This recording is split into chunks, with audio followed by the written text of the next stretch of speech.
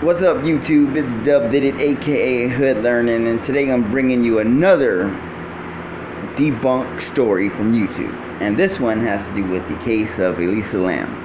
Now, from what I gather, in a quick summary, Elisa Lam was a 21-year-old college student from Canada visiting the Cecil Hotel in Los Angeles. She was here for 5 days. She didn't report back to her family on the 5th day, so they freaked out and called the cops. The cops show up. They do a quick search around the hotel. I don't want to say a quick search, but they did a search around the hotel, and they couldn't find her body. Well, after the 4th day of her missing, they released the video that's on your screen now.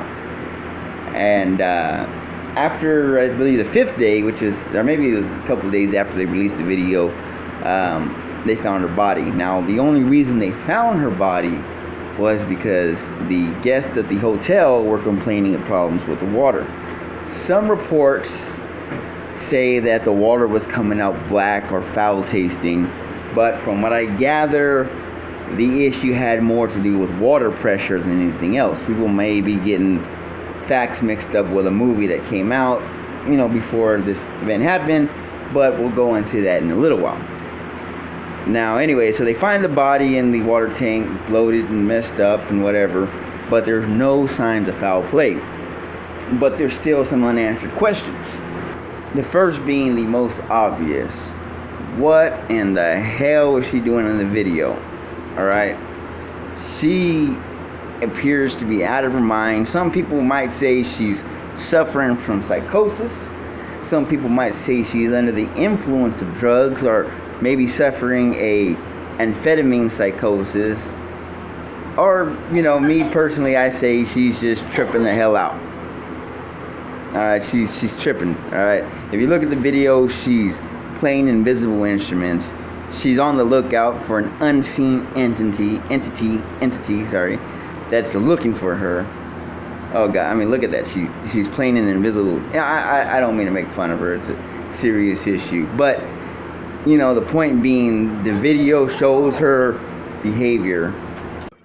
Her behavior is completely abnormal. Now, what does this have to do with her possible disappearance, or her actual disappearance?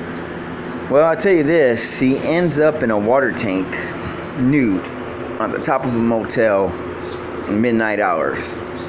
Alright, that doesn't show the rationale of a sound person. Now, they did an autopsy, and in this autopsy, there was no report of drugs or anything of that nature. And people use this as fuel to feed the theory that it had to been foul play or supernatural events that caused her death.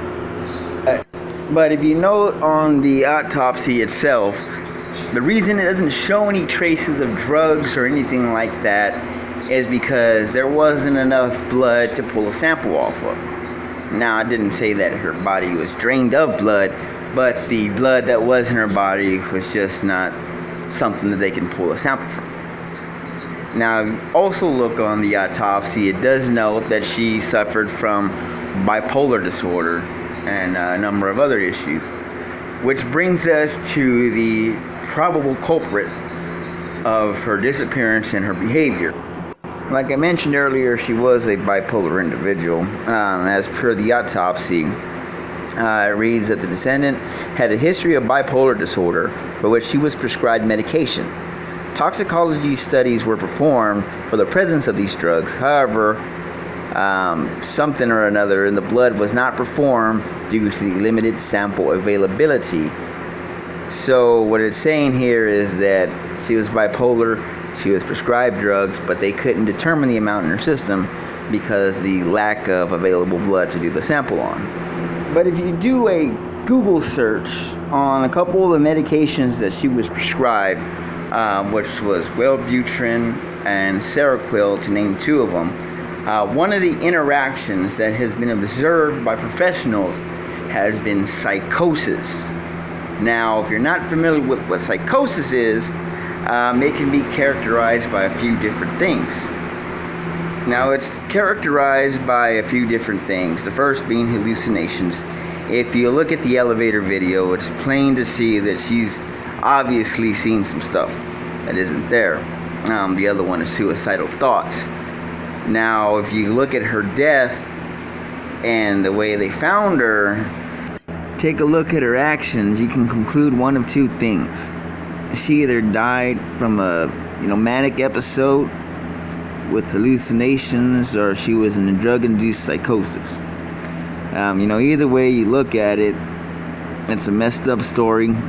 She was a young person, she died early, but we got to get the truth out there. It had nothing to do with the paranormal. So with that said, I want to go ahead and thank everybody for watching.